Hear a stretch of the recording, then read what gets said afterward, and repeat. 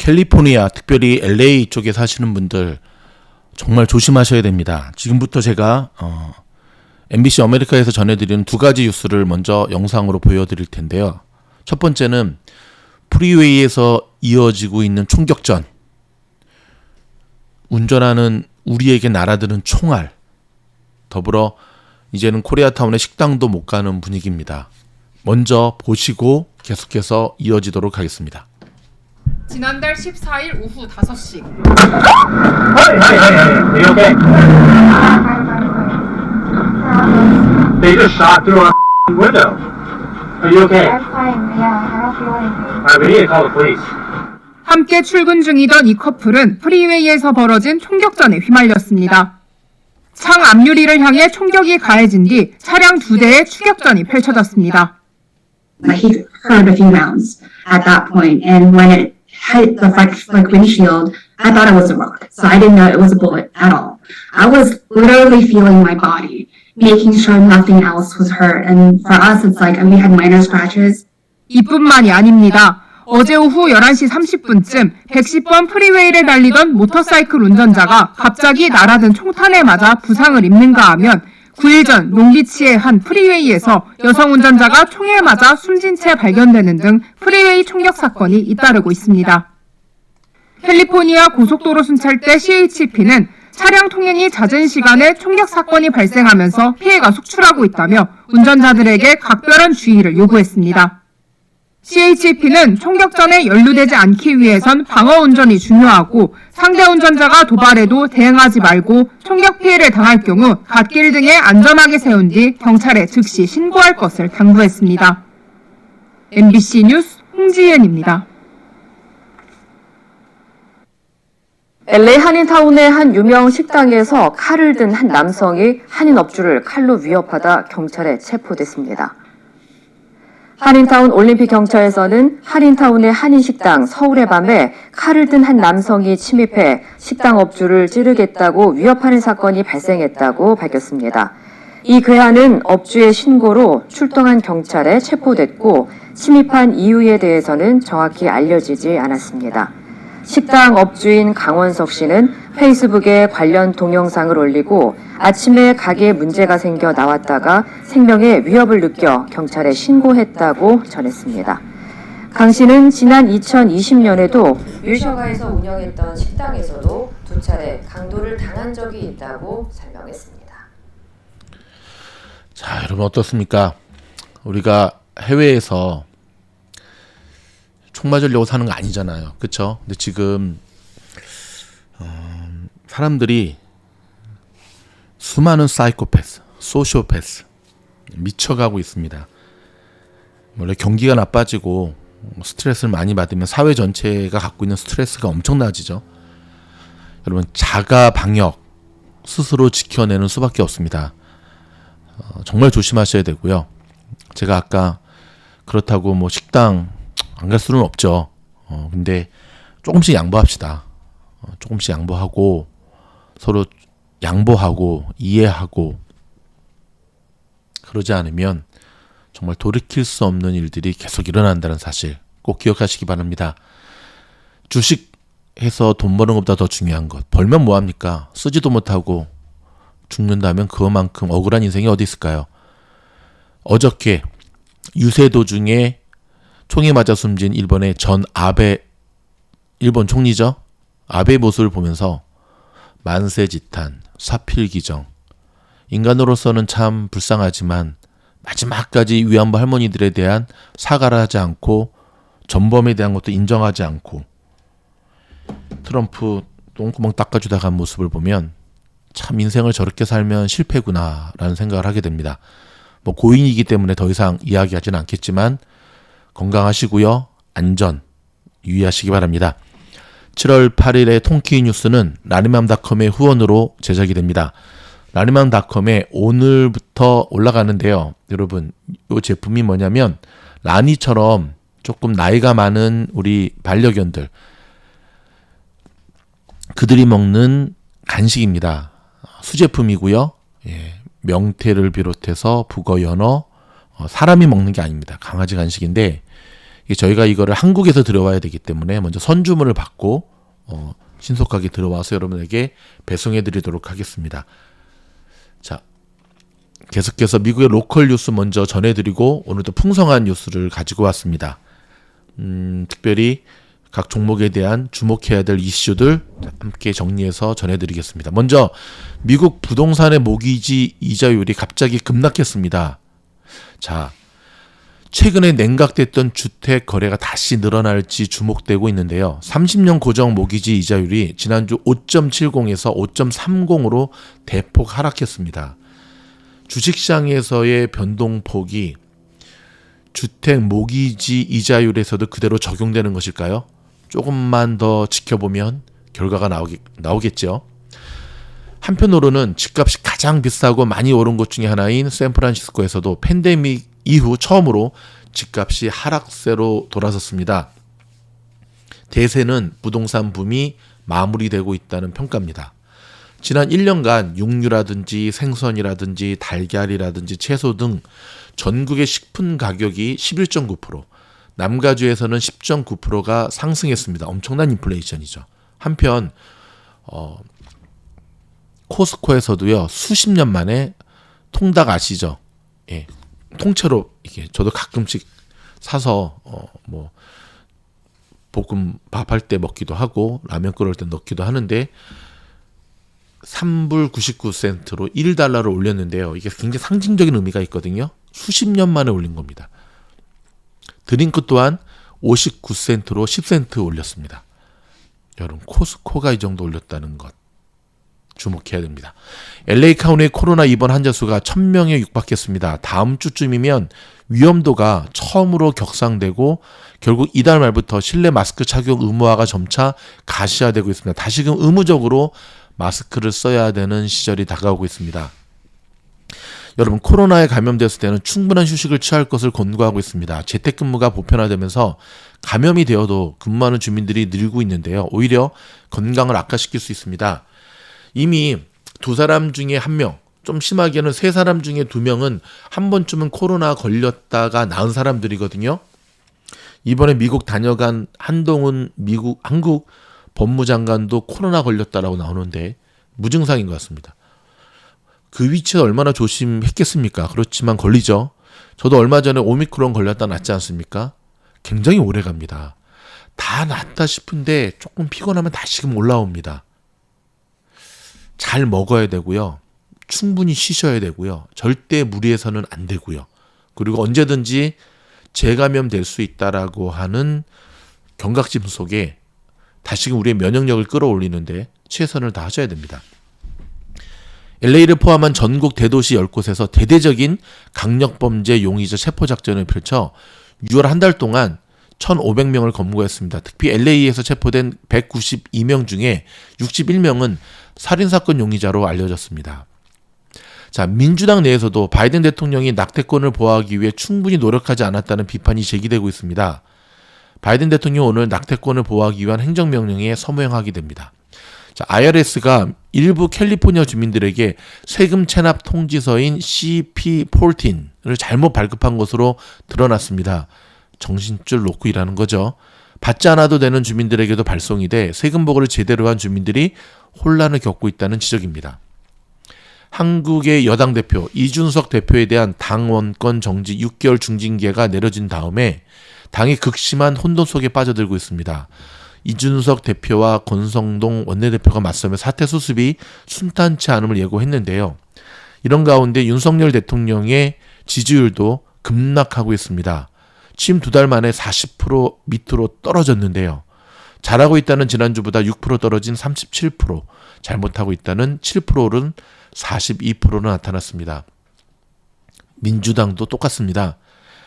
제발 부탁이니까 대통령이든 여당이든 야당이든 일단은 민생부터 챙기고 무너지는 대한민국의 경제부터 회복하고 난 다음에 그 다음에 시간 좀 남을 때 자기들끼리 치고받고 싸웠으면 좋겠습니다. 또 이렇게 얘기하면 미준을 좌파냐라고 하는 사람들, 그렇게 편향된 생각으로 주식을 하니까 물리는 겁니다. 제가 좀 심한 말을 했나요? 다시 한번 말씀드리지만 저희는 정치 채널이 아닙니다. 그렇다고 저희가 공영방송도 아닌데 저의 생각을 이 정도는 표현할 수 있어야 되지 않겠습니까? 듣기 싫으면 지나가시면 됩니다. 인도네시아 발리에서 열린 G20 외교 장관 회의에서 러시아를 향해 공개적으로 우크라이나는 당신들의 땅이 아니다 라고 비난이 나오자 러시아의 외무장관이 서방을 규탄하며 중도 퇴장해버렸습니다. 그러면서 어저께 뉴스 보니까 기도 안 차는데 러시아가 미국을 향해서 한 150 몇 년 전에 너무 헐값으로 판 알라스카 도로 내놔라. 이야 참 중국만 치사한 줄 알았더니 일본만 치사한 줄 알았더니 그래도 러시아 하면 우리 기억 속에 소련, 러시아 하면 그래도 상남자 느낌이 되게 강했거든요.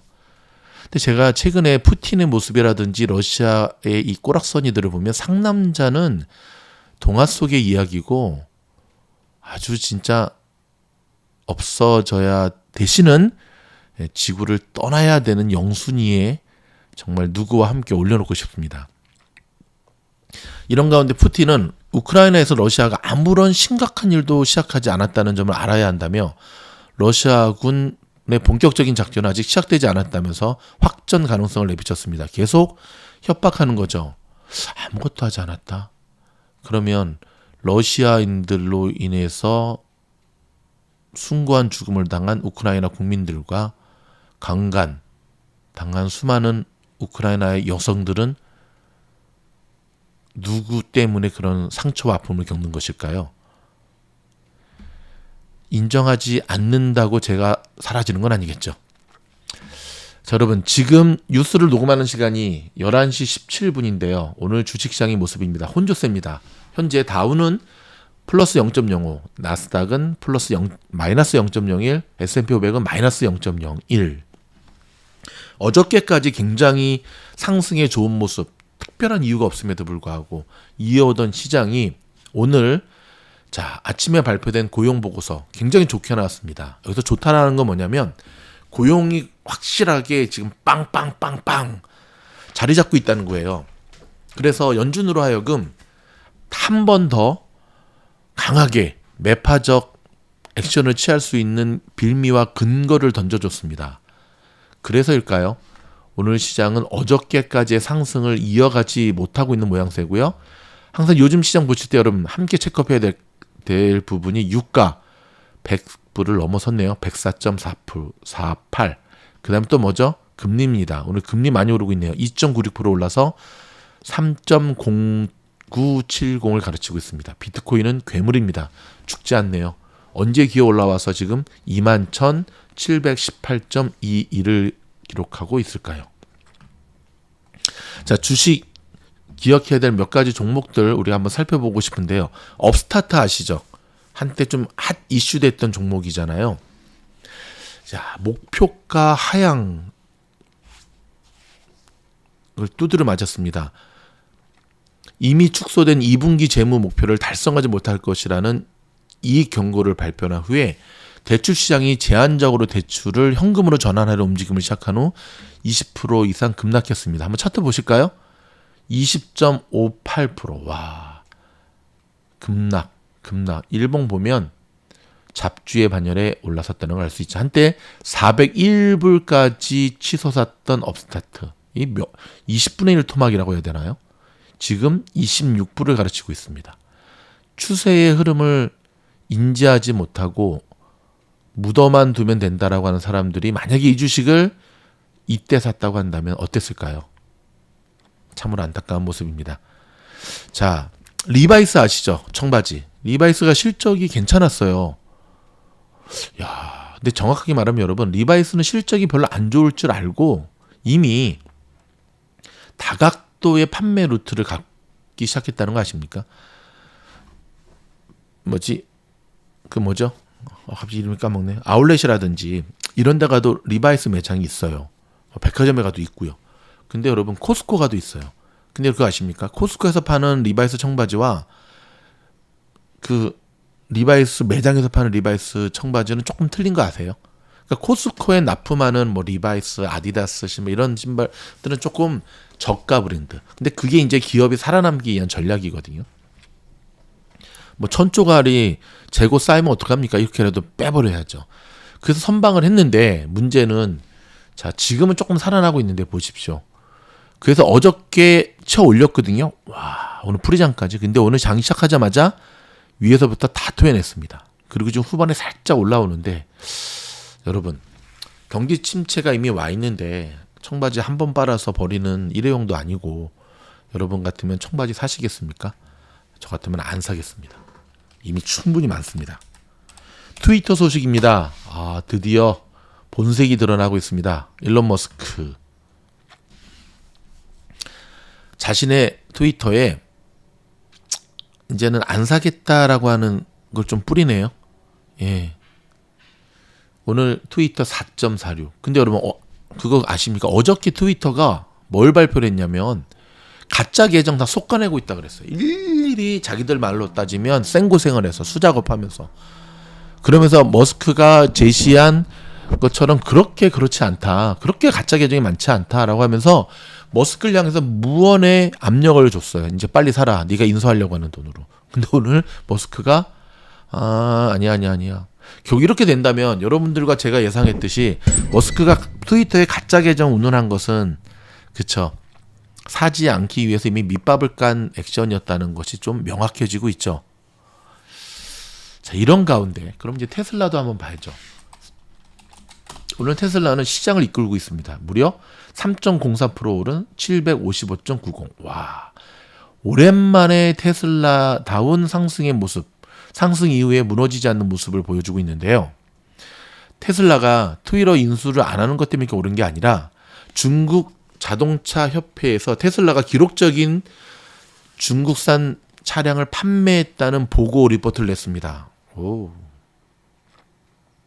테슬라는 5월 달에 32,165대에서 6월 달에 78,906대의 중국산 자동차를 판매했습니다. 그래도 판매 1위는 테슬라가 아니라 BYD거든요. 중국의 전기차. 시진핑이 계속 테슬라를 견제하는 이유가 여기 있었네요. 더불어서 그 자존심 센 9자녀의 아빠 머스크가 그렇게 중국 앞에서 지문이 닳도록 아부하는 이유가 또 여기 있었네요. 게임스탑 소식 전해드릴까요? 비디오 게임 업체 게임스탑 CFO인 마이크가 해고당했습니다. 여러분 그거 아시죠? 이 마이크라는 친구가 아마존에 있다가 온 친구예요. 공격적인 턴어라운드 계획의 일환으로 부서 전반에 걸쳐 직원을 감축하는 과정에서 땡가당 잘렸는데 한번 오늘 GM이 어떻게 움직이나 볼까요? 액면 분할을 한다고도 막 나오는데 그쵸? 오늘 무려 4.06% 하락하는 모습을 보여주고 있네요. CEO인 매트죠. 자, 직원들에게 보낸 메모지를 통해서 회사가 디지털 미래에 투자할 때 과감한 조치를 취해야 한다고 설명을 했는데 글쎄요. 그냥 퀘스천 마크입니다. 자, 리비안 한번 볼까요? 어저께까지 잘 갔던 아니 이 종목 아니죠. 리비안 오늘도 그 상승세를 이어가네요. 그러면 리비안 종목의 차트를 보면 지금 턴어라운드에 성공하고 있는 모습입니다. 오늘 요까지 끝내고 월요일부터 상승이 이어진다면 여러분 어떻습니까? 근데 자 여기서 제가 분명히 말씀을 드릴게요. 리비안 좋은 트럭입니다. 제가 조만간에 얼바인에 있는 리비안 가서 사진이라도 찍고 온다고 말씀을 드렸잖아요.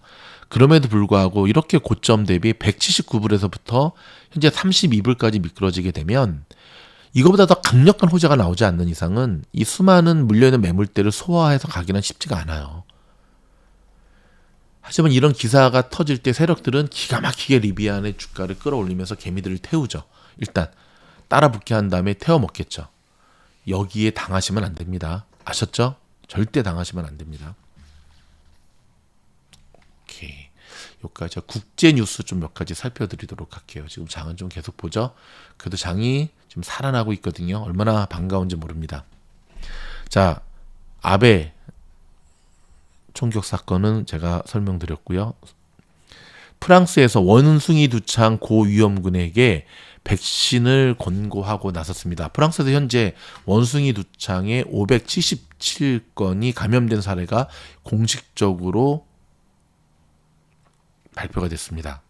자, 좀 전에 말씀드렸던 오늘 발표됐던 고용 보고서 좀 더 제가 깊게 들여다보도록 하겠습니다.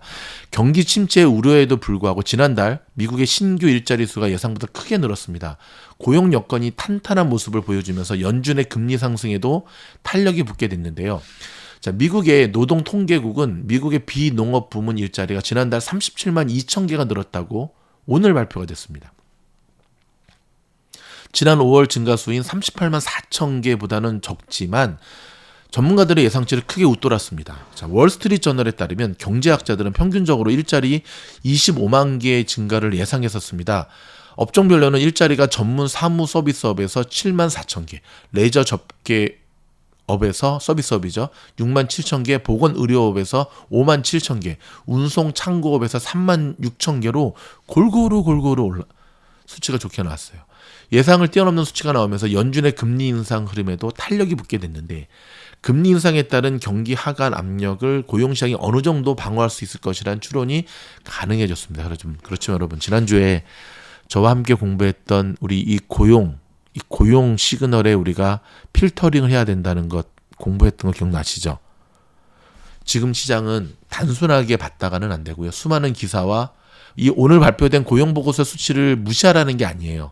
이게 뭐 페이크다, 조작됐다, 그걸 얘기하는 게 아니에요. 하지만 제가 이야기하고 싶은 것은 이것이 시장에서 어떻게 반영되는지에 대해서 한 번 더 점검하고요. 필터링 작업 필요하고 해석의 능력이 필요하다는 걸 말씀드립니다. 통키 뉴스는 계속해서 어려운 때 여러분과 함께 하도록 하겠습니다. 고맙습니다.